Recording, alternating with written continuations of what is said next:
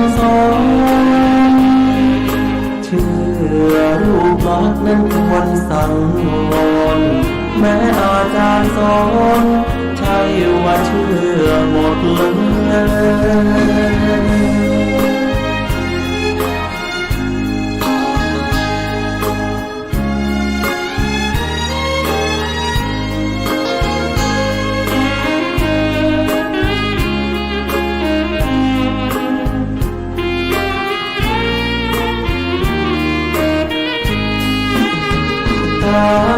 สูตรบทธรรมพระพุทธศาสตร์พระองค์วางว่าหมดจดไม่ให้ไขว้เขวแล้วคิดตามเหตุผลบันเทอาจเลี้ยวเย็นเชื่อไปอาจไม่แน่นอนว่าตรงทฤษฎีของตนเชื่อจนล้มนั้นผิดคำสอนเชื่อรูปลักษณ์นั้นควรสั่งวรแม้อาจารย์สอนใช่ว่าเชื่อหมดเลย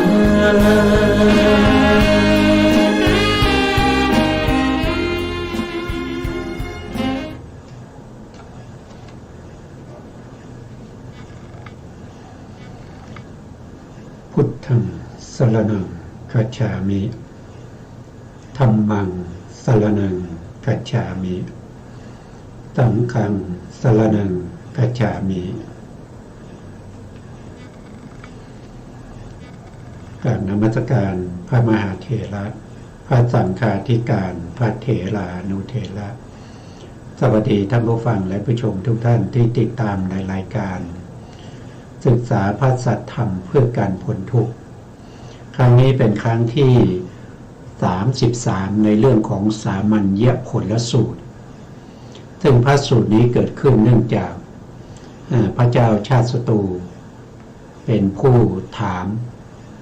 ว่าการบวชเข้ามาในพระพุทธศาสนานี้พระพุทธองค์พอจะบัญญัติได้ไหมว่าอะไรเป็นผลที่ปรากฏเห็นได้ชัดๆในภพนี้พระพุทธองค์ก็ได้ทรงแสดงได้ตอบปัญหาตั้งแต่เรื่องของศีลเรื่องของสมาธิ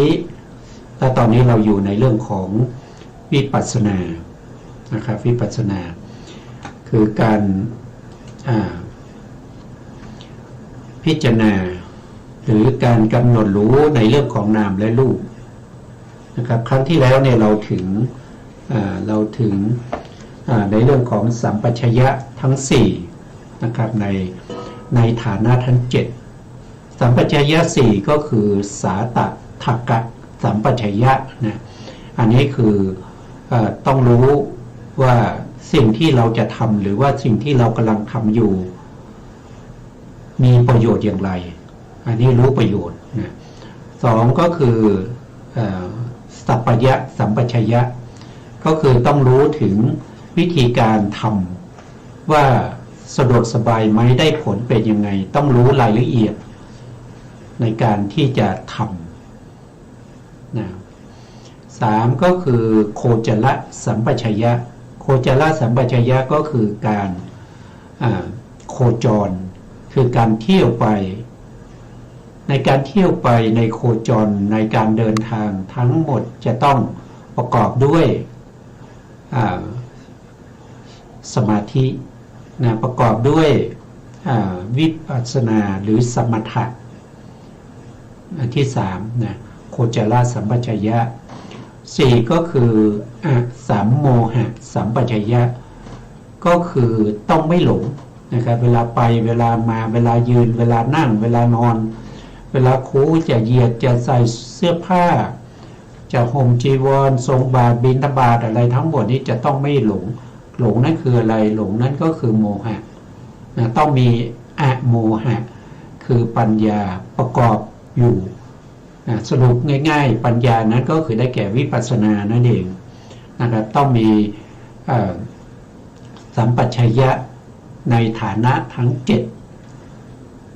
ครั้งที่แล้วเราก็ถึงตรงที่กำลังจะพูดถึง เรื่องฐานะทั้ง7นะครับส่วนรายละเอียดจะเป็นยังไงต่อไปนะครับเราก็จะได้ฟังอาจารย์ท่านอาจารย์กันดาท่านจะได้สาธยายให้พวกเราได้ฟังกันนะครับถ้าอาจารย์พร้อมแล้วก็เชิญครับกราบนมัสการพระคุณเจ้าพระเถรานุเถระและสวัสดีท่านที่รับฟังและรับชมอยู่ทางบ้านนะคะต่อไปในคำว่าในการเดินหรือคเตมีวินิจฉัยดังต่อไปนี้คำว่าคเตได้แก่ในการเดินคำว่าทิเตได้แก่ในการยืนคำว่านิสินเนได้แก่ในการนั่งคำว่าสุตเตได้แก่ในการนอนคำว่าชาคริเตได้แก่ในการตื่นคำว่าพาสิเตได้แก่ในการพูดคำว่าในการนิ่งได้แก่ในการไม่พูดก็ในพระสูตรนี้ว่าภิกษุเดินอยู่ก็ดีย่อมรู้ตัวว่าเราเดินยืนอยู่ก็ดีย่อมรู้ตัวว่าเรายืนนั่งอยู่ก็ดีย่อมรู้ตัวว่าเรานั่งนอนอยู่ก็ดีย่อมรู้ตัวว่าเรานอนดังนี้ตรัสถึงอิริยาบถยาวนานในคำนี้ว่าในการก้าวไปในการถอยกลับในการแลไปข้างหน้าในการแลไปตามทิศในการโค้งเข้าในการเหยียดออกดังนี้ตรัสถึงอิริยาบถปานกลางแต่ในที่นี้ว่าในการเดินการยืนการนั่งการนอนการตื่นดังนี้ตรัสถึงอิริยาบถย่อยเล็กน้อยเพราะฉะนั้นพึงทราบความเป็นผู้ทำความรู้สึกตัวในอิริยาบถแม้เหล่านั้นโดยในที่กล่าวแล้วนั่นแลก็พระมหาศิวะเถระผู้ทรงพระไตรปิฎกกล่าวว่าภิกษุใดเดินหรือจงกรมนานภายหลังหยุดยืนย่อมพิจารณาเห็นดังนี้ว่ารูปธรรมและอรูปธรรมที่เป็นไปในเวลาจงกรมดับไปในขณะหยุดยืนนั่นแหละภิกษุนี้ชื่อว่าเป็นผู้ทำความรู้สึกตัวในการเดินภิกษุใดท่องบนอยู่ก็ดีวิสัชนาปัญหาอยู่ก็ดีมนสิการกรรมฐานอยู่ก็ดียืนอยู่นานภายหลังนั่งย่อมพิจารณาเห็นดังนี้ว่ารูปธรรมและอรูปธรรมที่เป็นไปในเวลายืนดับไปในขณะนั่งลงนั่นแหละภิกษุนี้ชื่อว่าเป็นผู้ทำความรู้สึกตัวในการยืนภิกษุใดนั่งนานโดยกระทำการสาธยายเป็นต้นภายหลังลุกขึ้นย่อมพิจารณาเห็นดังนี้ว่ารูปธรรมและอรูปธรรมที่เป็นไปในเวลานั่งดับไปในขณะลุกขึ้นนั่นแหละภิกษุนี้ชื่อว่าเป็นผู้ทำความรู้สึกตัวในการนั่งแต่ภิกษุใดนอนท่องบนอยู่ก็ดีมนสิการกรรมฐานอยู่ก็ดีหลับไปภายหลังลุกขึ้นย่อมพิจารณาเห็นดังนี้ว่ารูปธรรมและอรูปธรรมที่เป็นไปในเวลานอน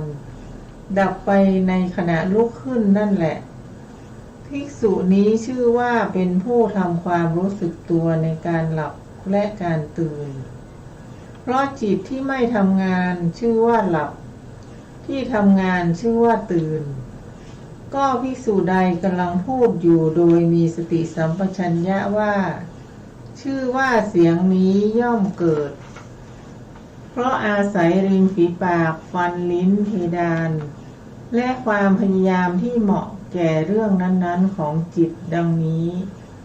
ก็หรือว่าท่องบนก็ตามกล่าวธรรมก็ตามเจริญกรรมฐานก็ตามวิสัชนาปัญหาก็ตามตลอดกาลนานแล้วนิ่งไปในภายหลังย่อมพิจารณาเห็นดังนี้ว่า รูปธรรมและอรูปธรรมที่เกิดขึ้นในเวลาพูดดับไปในขณะนิ่งนั่นแหละภิกษุนี้ชื่อว่าเป็นผู้ทำความรู้สึกตัวในการพูดภิกษุใดนั่งนิ่งแล้วยังมนสิการพระธรรมหรือกรรมฐานเป็นเวลานานภายหลังพิจารณาแล้วเห็นดังนี้ว่ารูปธรรมและอรูปธรรมที่เป็นไปในเวลานิ่งดับไปในขณะนิ่งนี้เองด้วยว่าเมื่ออุปทายรูปเกิดชื่อว่าพูดเมื่อไม่เกิดชื่อว่านิ่งภิกษุนี้ชื่อว่าเป็นผู้ทำความรู้สึกตัวในการเป็นผู้นิ่งด้วยประการฉะนี้เรื่องนี้นั้นพระมหาสีวเถระกล่าวไว้แล้วหน้าที่ของอสัมโมหะสัพพัญญะเป็นดังมีในมหาสติปัฏฐานสูตรแต่ในสามัญญผลสูตรนี้ย่อมได้สัมปชัญญะสี่อย่างแม้ทั้งหมดฉะนั้นพึงทราบความเป็นผู้ทำความรู้สึกตัวตามหลักสัมปชัญญะสี่ในที่นี้ตามนัยยะที่กล่าวแล้วนั่นแลก็คำว่าทำความรู้สึกตัวดังนี้พึงทราบเนื้อความตามหลักสัมปชัญญะที่สัมปยุตด้วยสตินั่นเทียวในทุกๆบทข้อว่าผู้ประกอบด้วยสติสัมปชัญญะนี้มีความพิสดารเท่านี้แต่ในวิพังคปกรณ์ท่านจำแนกบทเหล่านี้ไว้อย่างนี้ว่าสะโสสัมปชาโนอภิกมติสะโตสัมปชาโนปฏิกมติคือเป็นผู้มีสติสัมปชัญญะก้าวไปเป็นผู้มีสติสัมปชัญญะถอยกลับดังนี้ทีเดียวคำว่ามหาบพิตรดังกล่าวมานี้แลหรืออวังโขมหาราชความว่าภิกษุเมื่อยังการก้าวไปเป็นต้นให้เป็นไปโดยสัมปชัญญะที่สัมปยุตด้วยสติอย่างนี้ย่อมชื่อว่าเป็นผู้ประกอบด้วยสติสัมปชัญญะครับอันนี้เราก็เห็นได้ว่าพระพุทธองค์ได้แสดงในเรื่องของฐานะทั้ง7ในสัมปชัญญะ4นะครับคำว่าสัมปชัญญะนี้ที่เราเห็นสัมปชัญญะนี้ก็คือหมายถึงสัมปชัญญะ4นะครับไม่ใช่รู้ตัวแค่นั้นไม่พอนะครับแปลว่าแค่รู้ตัวเนี่ยมันน้อยเกินไปนะครับคนปัจจุบันเนี่ยจะเข้าใจผิดนะครับผู้ปฏิบัติที่บอกว่ายืนก็รู้ตัวนั่งก็รู้ตัวมีสัมปชัญญะเนี่ยมันข้อความนี้มันน้อยเกินไปนะครับน้อยเกินไปสำหรับจะพัฒนาปัญญาให้เข้าถึงวิปัสสนาญาณคำว่ารู้ตัวในขณะยืนก็รู้ว่ายืนในขณะนั่งก็รู้ว่านั่งเนี่ยความหมายของคนอินเดียในสมัยพุทธกาลเนี่ยเขารู้ทันทีว่าอันนี้คือสัมปชัญญะทั้ง4นะไม่ใช่แค่รู้ตัวว่ายืนนะครับแค่รู้ตัวว่าคนยืนเนี่ยไม่ต้องปฏิบัติธรรมก็รู้ได้นะครับไม่ต้องมีใครมาบอกก็รู้ได้นะครับในพระสูตรได้กล่าวไว้ว่าแม้แต่สุนัขป่านะครับสุนัขบ้านในเวลายืนเขาก็รู้ว่ายืนนะในเวลาที่เขานั่งเขาก็รู้ว่านั่งในเวลาที่เขานอนเขาก็รู้ว่านอนความรู้อย่างนั้นไม่เป็นไปในวิปัสสนาญาณไม่เป็นไปเพื่อหนทางให้รู้แจ้งเห็นจริงในอริยสัจไม่เป็นหนทางไปสู่มรรคสู่ผลเพราะฉะนั้นการที่รู้ว่าสัมปชัญญะคือการรู้ตัวเนี่ย สมัยพุทธกาลแล้วก็ผู้มีปัญญาในประเทศอินเดียที่พระพุทธองค์ไปเผยแผ่พระพุทธศาสนาเขาจะรู้ทันทีว่าสัมปชัญญะนั้นก็คือใน4อย่างนะครับก็จะอย่างที่ได้พูดบ่อยๆนะครับว่าสัมปชัญญะอย่างที่1ก็คือสาธกะสัมปชัญญะนะครับ2ก็คือสัพพยะสัมปชัญญะ3ก็คือโคจรสัมปชัญญะ4ก็คือสัมโมหะสัมปชัญญะนะต้องเป็นไปอย่างนี้นะถ้าใครยึดถือเอาว่าเพียงแต่รู้ว่ายืนก็รู้ว่ายืนเพียงแต่รู้ว่าเวลาเดินก็รู้ว่าเดินเวลานั่งก็รู้ว่านั่งเวลานอนก็รู้ว่านอนเนี่ยมันไม่พอนะมันไม่พอในที่นี้หมายถึงว่ามันไม่ได้พัฒนาสติปัญญาของผู้ที่รู้แบบนี้ไปรองรับวิปัสสนาในเรื่องของรูปนามนะครับในเรื่องของในที่นี้ท่านบอกว่ารูปและอารูปนะรูปและอารูปนะที่เป็นไปในขณะยืนนะก็ไม่ถึงขนาดที่นั่งคือในขณะยืนเนี่ยก็จะมีรูปและก็อารูปแล้วในขณะที่เปลี่ยนอิริยาบถนะครับในขณะที่เดินรูปและอารูปในขณะที่ยืนนั้นก็ดับไปอันนี้คือที่อรรถกถาจารย์เนี่ยท่านก็ได้แสดงไว้เพียงสั้นๆนะครับแต่จริงๆแล้วเนี่ยคือหมายถึงว่าต้องรู้ชัดนะรู้ชัดถึงเรื่องของรูปนะครับในขณะที่ยืนเนี่ยรูปเป็นอะไรมีอะไรบ้างมีมหาพุทธรูปใช่ไหมครับมีมหาพุทธรูปแล้วก็มีอุปทัยรูปที่ประชุมรวมกันนะครับประชุมรวมกันแล้วก็มีวายโยธาตุนะครับที่เกิดจากจิตเรียกว่าจิตตชาวายโยเป็นตัวที่ทรงให้การยืนนั้นตั้งอยู่ด้วยมหาพุทธรูปทั้ง4นั้นเป็นหลักให้อุปทัยรูปที่อาศัยมหาพุทธรูปนั้นเกิดขึ้นอาศัยก็เป็นลักษณะของการยืน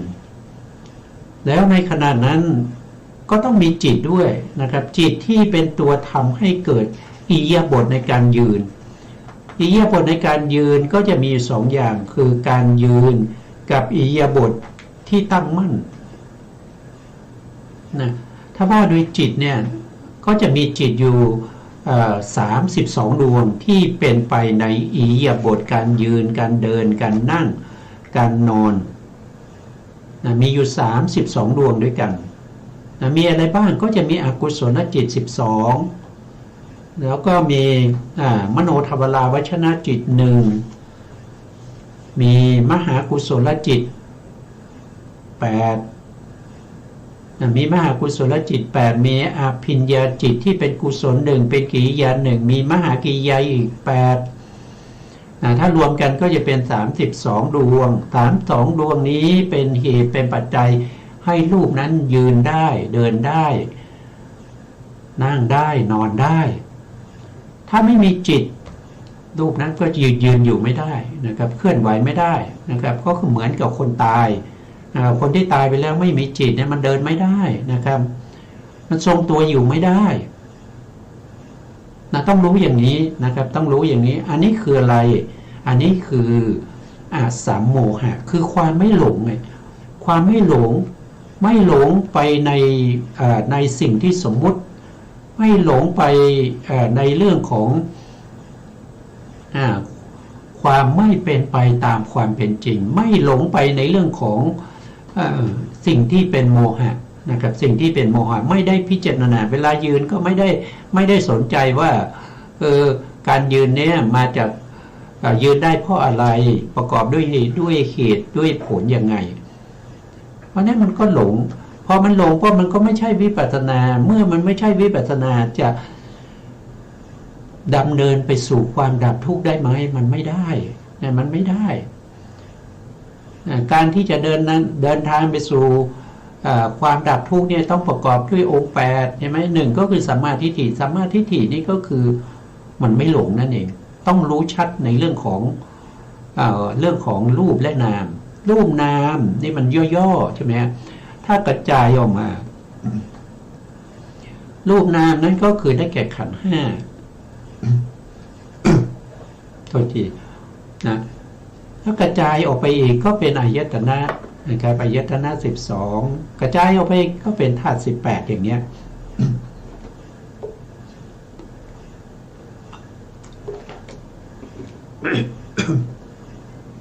อันนี้เราต้องรู้นะเพราะผู้ที่หวังความเจริญในพระพุทธศาสนาเนี่ยต้องรู้แต่ถ้าเราฟังแล้ว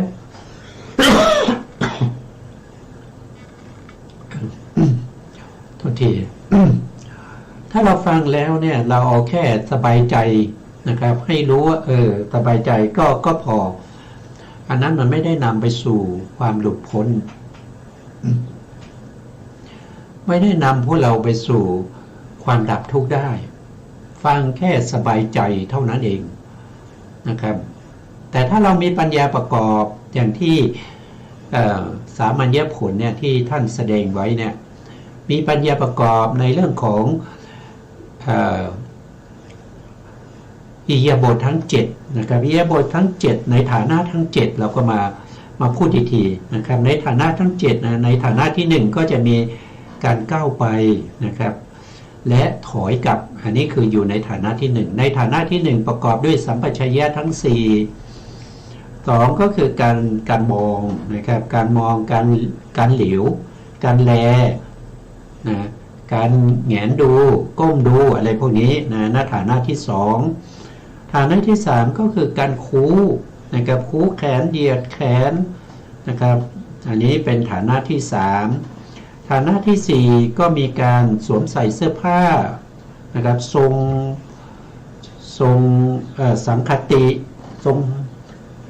รงจีวรนะครับถือบาตรอะไรพวกนี้นะอันนี้เป็นฐานะที่4ฐานะที่5ก็คือการกินการดื่มการเคี้ยวการลิ้มนะฐานะที่6ก็คือมีการถ่ายอุจจาระปัสสาวะนะฐานะที่7ก็คือมีการยืนเดินนั่งนอนตื่นพูดนิ่งนะในฐานะทั้ง7นี้ต้องประกอบด้วยสัมปชัญญะทั้ง4เลยสำหรับผู้ที่ปฏิบัตินะถ้าเราฟังแล้วเราไม่ปฏิบัติก็อันนั้นก็ฟังเพื่อความสบายใจนะครับฟังเพื่อให้รู้ฟังเพื่อให้รู้แต่เราไม่ได้นำไปใช้ในชีวิตประจำวันเราก็ไม่สามารถที่จะหลุดพ้นจากวัฏฏะสงสารนี้ไปได้นะต้องปฏิบัตินะต้องยึดแล้วก็ต้องถือนะบางคนอาจจะเข้าใจว่าทำไมมาสอนให้ยึดมั่นถือมั่นความถือมั่นยึดมั่นเนี่ยเราต้องยึดมั่นพระธรรมคำสั่งสอนของพระพุทธองค์ตอนแรกที่เรายังไม่ได้มรรคได้ผลเนี่ยเราต้องยึดนะเราต้องยึดคำสอนของพระพุทธเจ้านี่เป็นหลักไม่ต้องไปยึดคำสอนของคนอื่นนะต้องยึดเอาคำสอนของพระพุทธเจ้านี้เป็นหลักเป็นแนวทางเป็นวิธีการปฏิบัติเป็นไปให้เข้าถึงมรรคถึงผลให้ได้นะครับเมื่อถึงมรรคถึงผลนี้มันจะไม่ยึดมั่นนะไม่ยึดมั่นโดยธรรมชาติเราไม่ต้องไปบังคับเราไม่ต้องไปทำนะเพราะเราได้มรรคได้ผลแล้วจากการที่เรายึดคำสั่งสอนของพระพุทธเจ้าเนี่ยเป็นหลักในการประพฤติปฏิบัติมาตั้งแต่ต้นเมื่อเราได้มรรคได้ผลแล้วมันเป็นโดยธรรมชาติก็คือเราไม่ยึดมั่นแล้วไม่ต้องไปทำนะไม่ต้องไปทำคำว่ายึดมั่นหรือไม่ยึดมั่นเนี่ยก็ให้ดูที่ผลนะไม่ใช่ว่าวันนี้ผมไม่ยึดมั่นแล้วเช้ามาผมก็ไม่ทำอะไรผมก็ไม่กินข้าวเพราะผมไม่ได้ยึดมั่นอ่ะผมไม่กินข้าวผมไม่ทำอะไรผมจะทำมันก็จะเป็นยึดมั่นมันเพี้ยนนะมันเพี้ยนมันไม่ถูกนะมันไม่ถูกนะวิธีการก็คือยึดมั่นนี่ให้ยึดมั่นในกุศลธรรมยึดมั่นในคำสอนของพระสัมมาสัมพุทธเจ้าไปจนกว่าเราได้มรรคได้ผลเมื่อเราได้มรรคได้ผลแล้วเมื่อนั้นธรรมชาติ จะไม่ยึดมั่นเองนะครับไม่ต้องไปทำอะไรนะทำให้ได้มรรคได้ผลหาวิธีทำให้ได้มรรคได้ผลก่อนนะครับมันก็จะละความยึดมั่นถือมั่นไปได้แต่ถ้าเรายังไม่เข้าถึงมรรคผลเนี่ยมันเพียงแต่พูดนะมันเพียงแต่พูดว่าผมไม่ยึดมั่นแล้วนะครับคำว่าไม่ยึดมั่นกลับไปยึดเอาความไม่ยึดมั่นนั้นเป็นเราอีกทีหนึ่งนะครับอันนั้นก็ไม่ถูกนะอันนี้เราก็พูดถึงว่าวิธีการปฏิบัติในเรื่องของวิปัสสนาต้องเป็นไปอย่างนี้นะครับเพราะอะไรก็เพราะว่ามีหนทางนี้หนทางเดียวนะมันไม่มีหนทางอื่นนะครับมันมีหนทางนี้หนทางเดียวนะครับในเรื่องของสติปัฏฐานทั้ง4นะครับที่เป็นไปนะครับอันนี้อยู่ในช่วงที่เป็นกายานุปัสสนาสติปัฏฐานในเรื่องของสัมปชัญญะปัปพะนะสัมปชัญญะปัปพะอยู่ในหมวดไหนก็อยู่ในกายานุปัสสนาสติปัฏฐานคือหมวดที่1นั่นเอง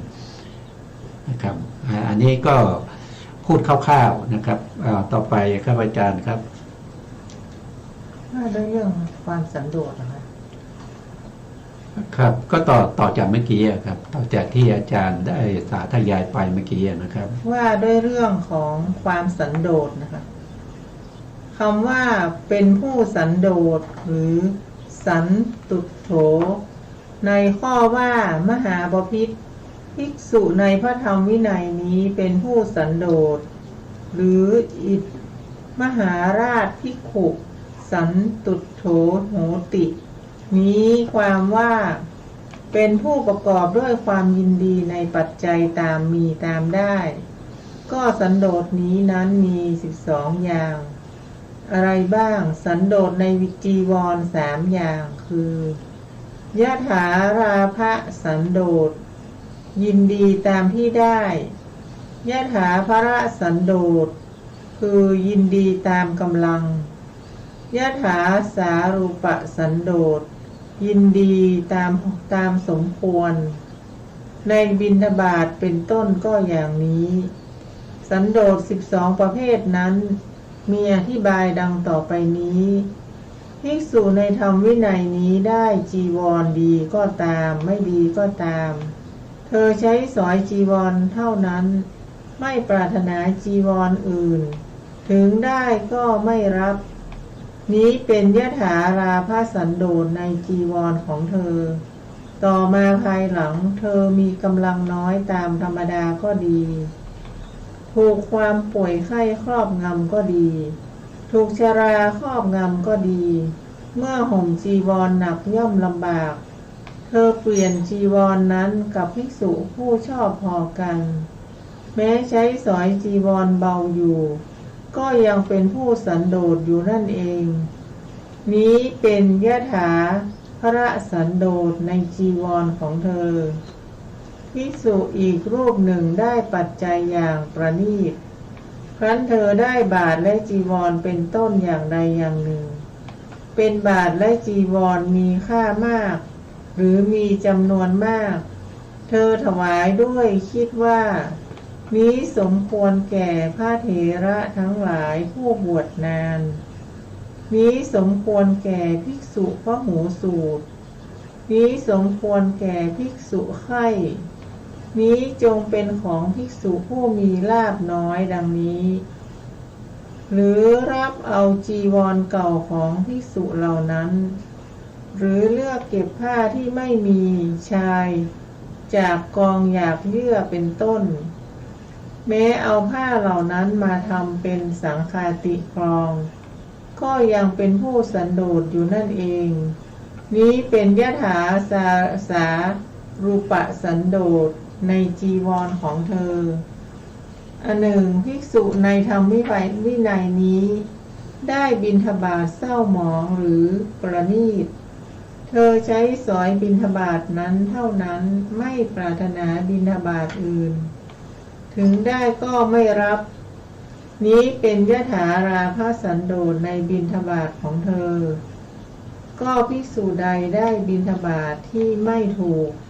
กับร่างกายปกติหรือไม่ถูกกับโรคของตน ซึ่งเธอบริโภคแล้วจะไม่สบาย เธอให้บิณฑบาตนั้นแก่ภิกษุผู้ชอบพอกัน แม้ฉันโภชนะที่สบายจากมือของภิกษุนั้นทำสมณธรรมอยู่ก็ยังเป็นผู้สันโดษอยู่นั่นเอง นี้เป็นยถาภรสันโดษในบิณฑบาตของเธอภิกษุอีกรูปหนึ่งได้บิณฑบาตประณีตจำนวนมากเธอถวายบิณฑบาตนั้นแก่พระเถระผู้บวชนานแก่ผู้พหูสูตรแก่ผู้มีลาภน้อยแก่ภิกษุไข้เหมือนจีวร นั้นแม้รับเศษอาหารของภิกษุนั้นๆหรือเที่ยวบิณฑบาตแล้วฉันอาหารที่ปนกันก็ยังเป็นผู้สันโดษอยู่นั่นเอง นี้เป็นยถาสารูปสันโดษในบิณฑบาตของเธอบอกได้ไหมคะครับผม หลังจากที่พระองค์แสดงในเรื่องของสัมปชัญญะทั้งสี่แล้วเนี่ยพระพุทธองค์ก็จะแสดงในเรื่องของสันโดษต่อนะครับสันโดษต่อสันโดษคืออะไรนะครับสันโดษก็คือรู้จักพอใจในสิ่งที่ตนมีอยู่ข้อที่หนึ่งนะครับรู้จักความพอใจในสิ่งที่ตัวเองมีอยู่ไม่ทะเยอทะยานไปเอาสิ่งอื่นที่ไม่ใช่ของเรานะครับคือเรามีอะไรเราก็ใช้สิ่งนั้นนะครับไม่ต้องไปอยากได้ของคนอื่นนะไม่ต้องไปอยากได้ของคนอื่นอันนี้คือเขาเรียกว่าเป็นยถาอะไรสันโดษนะอาจารย์ ก็เรียกว่าเป็นยถาลาภสันโดษยถาลาภสันโดษนะครับก็คือได้อะไรมานะเราก็ยินดีพอใจในสิ่งที่เราได้สิ่งที่เรามีอยู่นะครับไม่ทะเยอทะยานไปเอาสิ่งที่ไม่ใช่ของเราแล้วก็เราก็ไม่มีนะไม่ควรจะเป็นอย่างนั้นนะข้อที่หนึ่งข้อที่สองก็คือพละนะครับเรื่องของบิณฑบาตเรื่องของการที่มีความสามารถในการที่จะทำให้ได้มาซึ่งสิ่งใดสิ่งหนึ่งนะเรียกว่าเป็นพละสันโดษนะครับก็คือบางทีเนี่ยเรามีสติปัญญาในการที่จะพูดถึงฆราวาสนะครับเรามีสติปัญญาในการที่จะทำมาหากินนะครับในการที่เราวันนี้เราขายได้5,000นะครับด้วยความสามารถของเราก็ควรจะพอใจนะครับควรจะพอใจว่าวันนี้เราโชคดีแล้วเราได้ขายถึง 5,000 บาทเราได้กำไรถึง 5,000 นะครับไม่ต้องไปทะเยอทะยานว่าโอ้ไม่น่าเลยเราได้แค่ 5,000 นะปกติแล้วเราจะได้ 6,000 7,000 นะครับวันนี้เราได้น้อยไปหน่อยนะครับไม่ต้องไปคิดอย่างนั้นนะครับก็ให้ยินดีพอใจนะครับในสิ่งที่ตัวเองสามารถทำได้แค่นี้นะอย่างเช่นผู้ที่ปฏิบัติธรรมนะครับผู้ที่ปฏิบัติธรรมวันนี้เรานั่งสมาธิได้สามารถที่จะเข้าถึงอุปจารสมาธินิวรณ์ทั้งหลายเนี่ยมันสงบแล้วมันนิ่งมันไม่มีนิวรณ์รบกวนเลยนะครับมันเป็นลักษณะอย่างนี้นะครับเราก็พอใจนะครับเราก็พอใจว่าวันนี้มันจบรายการแล้วมันปิดคอร์สวันนี้แล้วนะครับไม่ต้องไปนอนคิดว่าทำไมเราไม่ทำต่อให้ไปถึงตรงนั้นตรงนี้ไม่ต้องไปคิดนะครับคิดว่าเราก็ยินดีพอใจสำหรับวันนี้แค่นี้พรุ่งนี้เอาใหม่นะพรุ่งนี้ทำใหม่นะครับไม่ต้องไปทะเยอทะยานในสิ่งที่เราไม่ได้หรือในสิ่งที่เราไม่มีกำลังที่จะเอามาได้นะครับมันไม่ได้เป็นของเราถ้าเป็นของเรานะเรามีบุญนะครับแล้วก็เรามีบุญเราทำไว้แล้วเนี่ยมันต้องเป็นของเราแน่นอนนะครับไม่ต้องไปคิดว่าทำไมเราไม่ทำอย่างนั้น ทำไมเราไม่ทำอย่างนี้นะครับอันนั้นมันเป็นเรื่องของความไม่สำรวจไม่สันโดษตามกำลังของตนนะครับตัวเองมีความสามารถเท่าไหร่ก็ใช้ความสามารถนั้นออกมาจนเต็มความสามารถแล้วเราได้แค่นี้เราทำได้แค่นี้เราก็ต้องยินดีแค่นี้เราก็พอใจแค่นี้เพราะอันนี้คือความสามารถของเราไม่ต้องไปคิดโกงนะครับไปโกงไปช่อฉนไปทำในสิ่งที่ไม่ดีให้ได้มาซึ่งลาภที่มันมากขึ้นนะไม่ต้องไปทำนิมิตไม่ต้องไปทำสิ่งที่มันจะทำให้ผิดศีลนะครับศีลเป็นสมบัติของเรานะเป็นอาริยทรัพย์นะถ้าเราผิดศีลเนี่ยเราก็ไม่มีอาริยทรัพย์นะครับศีลนี้เป็นอะไรเป็นทรัพย์นะครับเป็นอาริยทรัพย์อริยทรัพย์ใช้ตอนไหนอริยทรัพย์ก็ใช้ในการเดินทางในวัฏฏะไงนะจากภพนี้เราจะไปสู่ภพหน้าเนี่ยถ้าเราไม่มีศีลเนี่ยภพหน้าเราไปไหนนะไม่ต้องบอกนะภพหน้านี้ก็แน่นอนเลยนะครับไม่ได้เกิดเป็นมนุษย์แล้วไม่ได้เกิดเป็นเทวดาแล้วนะครับไม่มีศีลไปอบายอันนั้นก็คือทรัพย์ของเรานะนั่นคือทรัพย์ของเราใช้ในการเดินทางไปในวัฏสงสารนะไม่ต้องไปทุศีลนะไม่ต้องให้ศีลนั้นขาดไม่ต้องให้ศีลนั้นดังศีลพ้อยศีลทะลุเราไม่เอานะศีลของเราจะต้องผ่องแผ้วจะต้องมีอานิสงส์นะศีลของเราจะนำเราไปสู่สุคติภูมิศีลของเราเป็นบาตรเป็นพื้นฐานในการที่จะทำให้เราได้สมาธิแล้วก็ได้วิปัสสนาเข้าถึงมรรคถึงผลได้ในอนาคตอันนี้คือตามกำลังเรามีกำลังเท่าไหร่เรามีสติปัญญาเท่าไหร่เราก็ทำได้เท่าไหร่เราก็เอาเท่านั้นนะอันที่สามนี้ก็คือเรื่องของ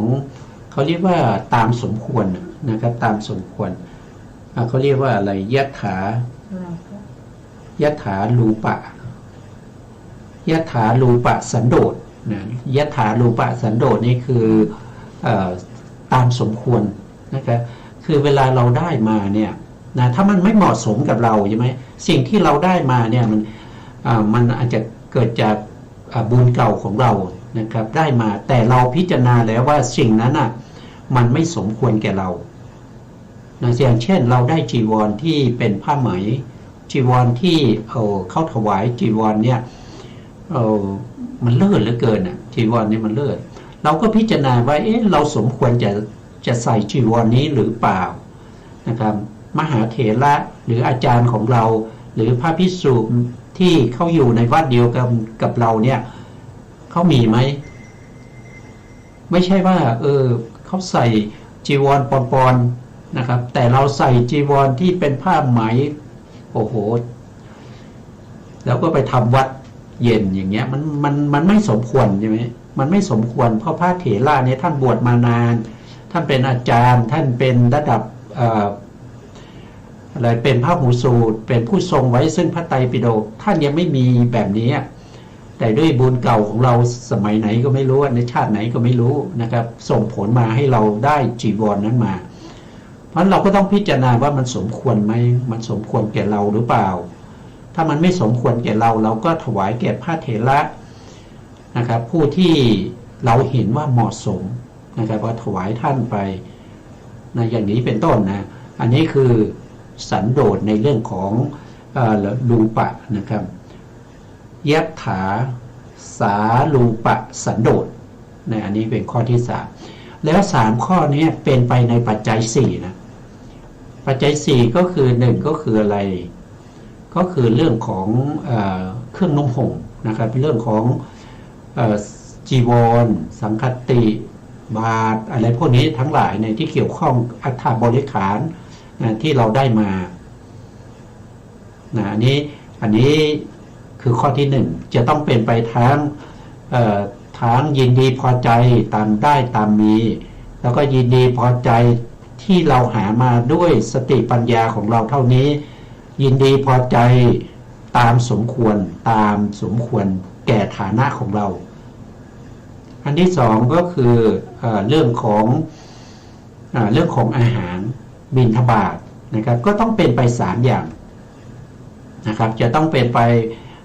ว่าเราได้แค่นี้เราก็มีแค่นี้เราก็บิณฑบาตมาเราได้แค่นี้เราก็พอใจแค่นี้นะไม่ใช่ทะเยอทะยานอยากจะได้อย่างอื่นนะหรือว่าท่านบอกว่านะครับถ้าสมมติว่าได้อาหารที่มันไม่ถูกกับตัวเรานะครับเช่นเราฉันแล้วมันจะมีปัญหากับสุขภาพของเรามันไม่สัพยะกับสุขภาพเพราะฉะนั้นเราก็จะเอาอาหารนั้นไปถวายแก่พระภิกษุที่พอกันหรือไปแลกเปลี่ยนอาหารกันนะครับตามสมควรนั้นอาหารก็ต้องเป็นไป3อย่างนะครับก็คือจะต้องเป็นไปด้วยยินดีพอใจตามมีตามได้อันที่สองก็คือยินดีพอใจตามสติปัญญาของเราที่หามาได้อันที่สามก็คือยินดีพอใจตามสมควรนี่ก็เป็นเรื่องของอาหารบิณฑบาตอันที่สามก็คือที่อยู่ที่อาศัยนะครับเราได้กุฏิดีนะครับกุฏิมีคนมาถวายสร้างกุฏิให้เราเลิศเหลือเกินนะครับเกินหน้ากว่าพระภิกษุทั้งหลายอย่างนี้เราก็ต้องพิจารณานะครับพิจารณาต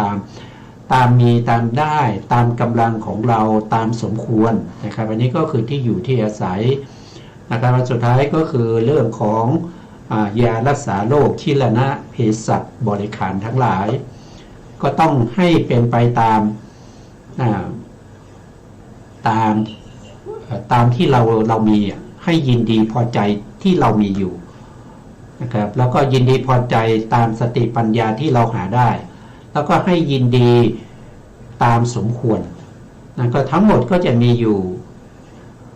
4ใช่ไหมครับมีหนึ่งก็คือเสื้อผ้าจีวรทั้งหลาย2อาหาร3ที่อยู่4ยารักษาโรคให้เป็นไปตามสมควรนะครับตามมีตามได้ตามกำลังและตามสมควรเพราะฉะนั้นรวมแล้วก็จะเป็นอยู่12นะครับ4 3ก็เป็น12อย่างนะครับที่พระพุทธองค์แสดงไว้อย่างนี้นะครับต่อไปครับอาจารย์อันหนึ่งภิกษุในธรรมวินัยนี้ได้เสนาสนะที่น่าพอใจหรือไม่น่าพอใจหรือไม่น่าพอใจไม่ดีใจไม่เสียใจในเสนาสนะนั้นโดยที่สุดแม้เป็นเครื่องปูราดหักด้วยหญ้ายินดีตามที่ได้เท่านั้นนี้เป็นยถาราภสันโดษในเสนาสนะของเธอก็ภิกษุใดได้เสนาสนะที่ไม่ถูกกับร่างกายปกติหรือไม่ถูกกับโรคของตนซึ่งเมื่อเธออยู่จะไม่สบายเธอให้เสนาสนะนั้นแก่ภิกษุผู้ชอบพอกันแม้อยู่ในเสนาสนะที่สบายซึ่งเป็นของภิกษุนั้นก็ยังเป็นผู้สันโดษอยู่นั่นเองนี้เป็นยถาภราสันโดษในเสนาสนะของเธอภิกษุอีกรูปหนึ่งมีบุญมากได้เสนาสนะที่ประณีตจำนวนมากมีถ้ำมณฑปเรือนยอดเป็นต้นเธอให้เสนาสนะเหล่านั้นแก่พระเถระผู้บวชนานผู้พหูสูตรผู้มีลาภน้อยและเป็นไข้เหมือนจีวรแม้อยู่ในเสนาสนะแห่งใดแห่งหนึ่งก็ยังเป็นผู้สันโดษอยู่นั่นเองนี้เป็นยถาสารูปสันโดษในเสนาสนะของเธอข้อภิกษุใดพิจารณาเห็นอย่างนี้ว่าชื่อว่าเสนาสนะชั้นดีเยี่ยมเป็นที่ตั้งแห่งความประมาทนั่งในเสนาสนะนั้นย่อมง่วงเหงาซบเซาหลับไปเมื่อตื่นขึ้นอีกก็คุ้นคิดแต่เรื่องกามแล้วไม่รับเสนาสนะนั้นถึงแล้วเธอห้ามเสนาสนะนั้น แม้อยู่ในที่แจ้งหรือโคนไม้เป็นต้น ก็ยังเป็นผู้สันโดษอยู่นั่นเอง แม้นี้ก็เป็นยถาสารูปสันโดษในเสนาสนะอันหนึ่งภิกษุในธรรมวินัยนี้ ได้เภสัชเศร้าหมองหรือประณีตก็ตาม ยินดีตามที่ได้มาเท่านั้นไม่ปรารถนาเภสัชอื่น ถึงไ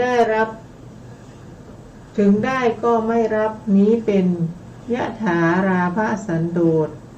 ในขีลานะปัจจัยของเธอ ก็ภิกษุใดต้องการน้ำมันได้น้ำอ้อย เธอให้น้ำอ้อยนั้นแก่ภิกษุผู้ชอบพอกันแล้วถือเอาน้ำมัน แต่มือของภิกษุนั้นหรือแสวงหาของอื่น กลับได้เภสัชมาก็ยังเป็นผู้สันโดษอยู่นั่นเอง นี้เป็นยถาภรสันโดษในขีลานะปัจจัยของเธอ ภิกษุอีกรูปหนึ่งมีบุญมากได้เภสัชที่ประณีตมีน้ำมันน้ำผึ้งน้ำอ้อยจำนวนมาก เธอให้เภสัชนั้นแก่พระเถระผู้บวชนานผู้พหูสูตรผู้มีลาภน้อยและผู้เป็นไข้เหมือนจีวรแล้วเยียวยาอัตภาพด้วยเภสัชอย่างใดอย่างหนึ่งที่ภิกษุเหล่านั้นให้มา ก็ยังเป็นผู้สันโดษอยู่นั่นเองภิกษุใดวางสมอแช่เยี่ยวโคไว้ในภาชนะใบหนึ่งมีคนมาบอกกล่าวถึงของอร่อย4 อย่างในภาชนะหนึ่งว่าถือเอาเถิดท่านเจ้าข้าถ้าต้องการดังนี้เธอคิดว่าถ้าโรคของเธอจะหายแม้ด้วยของอร่อยอย่างใดอย่างหนึ่งใน4 อย่างนั้นแต่เธอคิดว่าเมื่อชื่อว่าสมอแช่เยี่ยวโคพระพุทธเจ้าเป็นต้นทรงสรรเสริญแล้วดังนี้ห้ามของอร่อย4 อย่างทำเภสัชด้วยสมอแช่เยี่ยวโคเท่านั้นย่อมเป็นผู้สันโดษอย่างยิ่งแท้นี้เป็นยถาสารูปสันโดษในขีลานะปัจจัยของเธอ ก็บริขาร8คือไตรจีวรบาทมีดเหลาไม้ชำระฟันเข็มประคตเอวและผ้ากรองน้ำย่อมควรแก่ภิกษุผู้ประกอบด้วยความยินดีปัจจัยตามมีตามได้12 อย่างนี้สมจริงดังที่ท่านกล่าวไว้ว่าไตรจีวรบาทมีดเข็มประคตเอวรวมทั้งผ้ากรองน้ำเป็น8เหล่านี้เป็นบริขารของภิกษุผู้ประกอบความเพียรให้นี้ก่อนค่ะอาจารย์ครับวันนี้ก็เราได้ฟังท่านอาจารย์สาธยายก็เข้าใจนะครับก็เข้าใจเพราะได้อธิบายมาแล้วในเรื่องของเรื่องของเสนาสนะนะครับเสนาสนะแล้วก็เรื่องของขีลานะเภสัชคือยารักษาโรคนะครับแล้วก็อัฏฐบริขารทั้ง8 อย่างนะครับให้เป็นไปในหัวข้อคำว่าสันโดษนะครับสันโดษสันโดษไม่ได้หมายความว่าไม่เอาไม่ใช่นะครับก็คือหมายว่าให้สมควรนะครับให้สมควรแก่ฐานะของเรานะครับทำยังไงนะครับเหมาะสมสมควรให้เป็นไปตามคำสอนของพระสัมมาสัมพุทธเจ้านะครับไม่ใช่ว่าสันโดษเลยไม่กินนะครับเช้านี้ไม่กินละอดอาหารสันโดษนะครับไม่ใช่นะไม่ใช่อย่าเข้าใจผิดนะครับไม่ใช่นะครับเพราะว่าการที่อดอาหารอะไรพวกนี้มันเป็นหนทางที่มันเป็นเขาเรียกว่าอัตตกิลมัฏฐานุโยคนะครับประกอบตนอยู่ในความลำบากหนทางนี้พระพุทธองค์ได้บำเพ็ญมาสมัยที่เป็นพระโพธิสัตว์แล้วก็ได้รู้และก็เข้าใจว่า ทางเหล่านี้มันไม่ใช่หนทางในการที่จะนำให้พวกเราหลุดพ้นไปจากวัฏสงสารมันเป็นหนทางในทางที่ไม่ถูกต้องนะครับไม่ควรทำพระพุทธองค์ได้เตือนไว้แล้วนะเพราะฉะนั้นก็ไม่ควรจะอดอาหารนะครับบางท่านอาจจะคือเมื่อก่อนเนี่ยผมก็เคยไปบวชมานะครับเคยไปบวชมามีสำนักนะมีสำนักเนี่ยในสำนักก็จะมีอยู่พระอยู่หลายรูปนะมีอยู่ประมาณ18-19 รูปอ่ะแล้วก็มีพระบางรูปเนี่ยเขาจะอดอาหารนะช่วงเข้าพรรษาเนี่ยเขาจะอดอาหาร5 วัน 7 วันอย่างเงี้ยจะอดอาหารนะมันไม่ใช่ข้อปฏิบัติของพระพุทธศาสนานะครับการอดอาหารเนี่ยมันไม่เป็นไปตามคำสอนของพระสัมมาสัมพุทธเจ้าการอดอาหารมันเป็นอัตตกิลมัฏฐานุโยคซึ่งประกอบตนให้อยู่กับความลำบากนะครับมันไม่ใช่ทางที่นำไปสู่มรรคผลนิพพานไม่ควรจะทำอย่างนั้นอันนี้พระพุทธองค์ได้แสดงไว้นะในถ้าจะเห็นชัดๆก็ในปฐมเทศนานะครับในธรรมจักรนะครับพระพุทธองค์ได้แสดงไว้แล้วว่าหนทางนี้ไม่เป็นไปเพื่อความหลุดพ้นไม่เป็นไปให้พ้นจากวัฏสงสารนะครับข้อปฏิบัติที่พระพุทธองค์ตรัสรู้มานั้นก็คือทางสายกลางนะพอพูดอย่างนี้บางคนก็เข้าใจผิดนะพอเข้าใจผิดก็ไปยึดถือผิดอีกนะครับทางสายกลางก็ไปเข้าใจว่าวันนี้เราปฏิบัติเราเดินจงกรมนั่งสมาธิก็พอประมาณก็พอนะครับนั่งวันหนึ่งก็ชั่วโมงหนึ่งนะครับก็พอเพราะว่าเดินสายกลางนะครับ จริงๆมันไม่ถูกนะครับคำว่าสายกลางที่พระพุทธองค์พูดนั้นเขาพูดถึงมรรคมีองค์8นะครับเป็นมัชฌิมาปฏิปทาคือข้อปฏิบัติทางสายกลางข้อปฏิบัตินั่นคืออะไรก็คือมีสัมมาทิฏฐิความเห็นชอบในอะไรเห็นชอบในสภาวะตามความเป็นจริงในเรื่องของรูปนามขันธ์5ในเรื่องของขันธ์อายตนะธาตุนะครับให้เป็นไปตามความเป็นจริงให้รู้เห็นอย่างนั้นนะครับเขาเป็นอย่างไรให้เรารู้อย่างนั้นนะครับไม่ใช่ไปปรุงแต่งนะครับไม่ใช่ไปเพิ่มเติมนะครับรูปเป็นอย่างนี้แต่มันน่าจะเป็นอย่างนั้นนะมันน่าจะเป็นอย่างนี้ไม่ต้องไปเพิ่มเติมให้เราเพียงแต่เป็นผู้รู้เท่านั้นนะครับนะในเรื่องของขันธ์อายตนะธาตุที่เป็นไปในอดีตอนาคตที่จะเป็นไปในอนาคตแล้วก็ปัจจุบันนะครับแล้วก็รู้ในเรื่องของอริยสัจสี่รู้เรื่องของทุกข์แล้วก็เหตุให้เกิดทุกข์นะครับแล้วก็ที่ดับทุกข์คือพระนิพพานนะครับแล้วก็ข้อปฏิบัติให้ถึงความดับทุกข์แล้วก็รู้ในเรื่องของความเป็นไปของชีวิตในปฏิจจสมุปบาทวิชชาเป็นปัจจัยให้เกิดสังขารสังขารเป็นปัจจัยให้เกิดวิญญาณนะครับที่เราเป็นไปเวียนว่ายตายเกิดนี่ก็เพราะอะไรก็เพราะอวิชชานะครับแล้วก็เป็นไปในปฏิจจสมุปบาททั้งเหตุและผลอดีตเหตุเป็นปัจจุบันเป็นส่งผลมาให้เป็นผลในปัจจุบันนะแล้วปัจจุบันนี้เราทำกรรมอะไรนะครับก็เป็นเหตุเขาเรียกว่าปัจจุบันเหตุนะปัจจุบันเหตุนี้ก็จะส่งผลให้เราได้ในภพหน้าก็คืออนาคตผลนะมันก็จะวนเวียนอยู่อย่างนี้นะครับไม่มีที่สิ้นสุดนะไม่มีที่สิ้นสุดนะมาให้เพราะฉะนั้นการที่เราจะให้หลุดพ้นไปจากการเวียนว่ายตายเกิดเนี่ยต้องยึดถือข้อปฏิบัติของพระสัมมาสัมพุทธเจ้าทางสายกลางได้แก่มรรคมีองค์8นะสัมมาทิฏฐิข้อที่2ก็คือสัมมาสังกัปปะนะข้อที่3ก็คือสัมมาวาจาข้อที่4สัมมากัมมันตะนะครับการกระทำชอบนะข้อที่5ก็คือสัมมาอาชีวะนะครับประกอบอาชีพที่ชอบนะข้อที่6ก็คือ ความเพียรสัมมาวายามะนะครับความเพียรชอบข้อที่7ก็คือสัมมาสตินะครับก็มีสตินะครับมีสติประกอบนะครับอยู่ทุกๆแห่งนะแล้วข้อที่8ก็คือสัมมาสมาธินะครับอันนี้ทั้ง8องค์เนี่ยเขาเรียกว่าเป็นมัชฌิมาปฏิปทาเป็นทางสายกลางนะครับไม่ใช่ทางสายกลางนี่คือทำพอประมาณ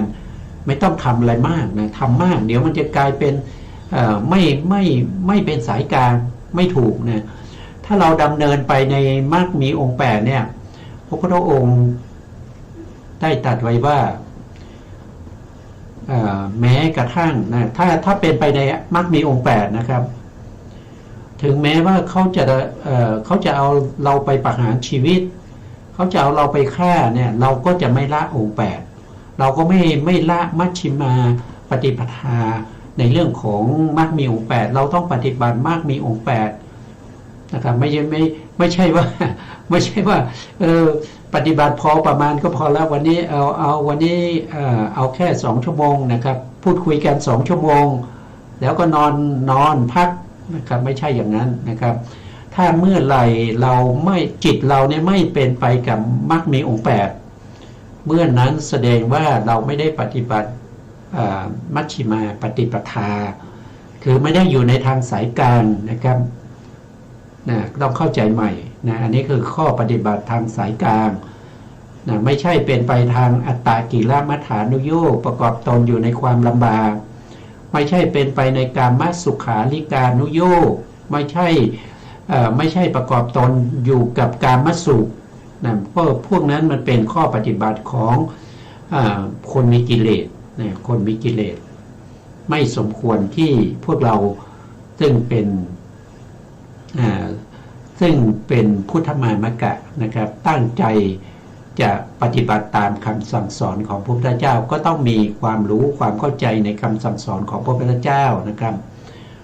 ไม่ใช่เอาข้อประพฤติปฏิบัติของใครก็ไม่รู้แต่มาบอกว่าเป็นของพระพุทธเจ้านะครับตรวจสอบได้จากไหนก็จากพระไตรปิฎกนะจากพระไตรปิฎกปีถึง 84,000 พระธรรมขันธ์นะครับแล้วก็อรรถกถาของพระไตรปิฎกนะครับมีมากมายนะครับตลอดชีวิตก็คงศึกษาไม่หมดนะครับเพราะฉะนั้นก็ให้ยึดถือสิ่งเหล่านี้นะครับสิ่งเหล่านี้ต้องยึดถือและไม่ใช่ปล่อยวางนะครับนะต้องเข้าใจใหม่นะครับสิ่งที่เราปล่อยวางนั่นก็คือคำสั่งสอนของใครก็ไม่รู้นะครับต้องปล่อยวางนะสุดท้ายนี้นะครับเวลาเราหมดแล้วขอกราบขอบพระคุณพระครูสมุทรวิสุวัฒน์วรกิจโจผู้อำนวยการสถานีวิทยุเพื่อการศึกษาพระพุทธศาสนาและขอกราบขอบพระคุณพระครูปริยัติยานุศาสตร์ขอบคุณท่านผู้การธนเดชะและขอบคุณท่านผู้ฟังและผู้ชมทุกท่านที่ติดตามในรายการศึกษาพระสัทธรรมเพื่อการพ้นทุกข์พบกันใหม่ในโอกาสต่อไปครับวันนี้ลาไปก่อนครับ